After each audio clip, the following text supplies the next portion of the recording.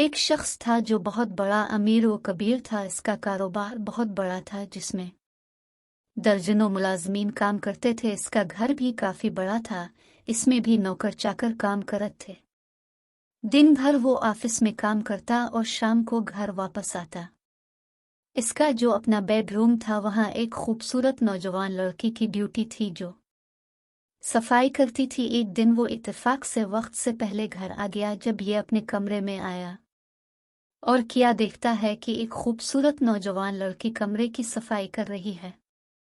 اس نوجوان حسین و جمیل لڑکی کو دیکھ کر اس کی نیت خراب ہو گئی۔ بس شیطان نے اس کے دل میں خیال ڈالا کہ میں اس لڑکی کو کمرے میں ہی روک لوں تو اس کی آواز کسی تک نہیں جائے گی۔ اگر باہر جا کر اس نے کسی کو بتایا بھی تو کوئی اس کی بات نہیں مانے گا، کیونکہ میں تو پورے پولیس اسٹیشن کو خرید سکتا ہوں، ملازمین بھی میری ہی بات مانیں گے۔ لڑکی نے دیکھا کہ آج مالک وقت سے پہلے گھر آ گئے ہیں تو اس نے جیسے ہی جلدی سے کام ختم کر کے جانا چاہا تو مالک نے ایک زوردار آواز میں کہا، ٹھہر جاؤ۔ وہ لڑکی مالک کے تیور دیکھ کر گھبرا گئی۔ مالک نے کہا کہ سب کھڑکیاں اور دروازے بند کر دو۔ یہ سن کر لڑکی پریشان ہو گئی کہ میں کروں تو کیا کروں، لیکن اس کے دل میں تقویٰ تھا، اللہ کا خوف تھا۔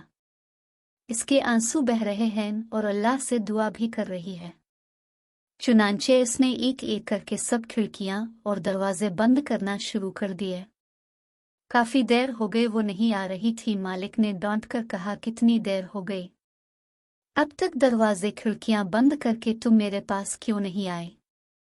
تو اس لڑکی نے روتے ہوئے کہا کہ مالک میں نے سارے دروازے بند کر دیے اور کھڑکیاں بھی بند کر دیں، لیکن ایک کھڑکی کو بہت دیر سے بند کرنے کی کوشش میں ہوں لیکن ہو ہی نہیں رہی۔ تو مالک نے غصے سے کہا کہ وہ کون سی کھڑکی ہے جو تجھ سے بند نہیں ہو رہی؟ تو لڑکی نے کہا کہ میرے مالک جن کھڑکیوں سے مخلوق انسان کو دیکھتے ہیں میں نے وہ ساری کھڑکیاں بند کر دی ہیں، لیکن جس کھڑکی سے رب العالمین دیکھتا ہے اس کھڑکی کو بہت دیر سے بند کرنے کی کوشش میں ہوں لیکن بند ہی نہیں ہو رہی۔ اگر آپ سے بند ہو سکتی ہے تو آپ آ کر بند کر دیں۔ لڑکی کی یہ بات سن کر اس کے مالک کو سمجھ آ گئی کہ واقعی میں اپنے گناہوں کو لوگوں سے تو چھپا سکتا ہوں لیکن رب العالمین سے نہیں چھپا سکتا۔ وہ بیڈ سے اٹھا، وضو کر کے نماز ادا کی اور اپنے رب کے حضور سجدہ ریز ہے کر گر گرا کر معافیاں مانگنے لگا۔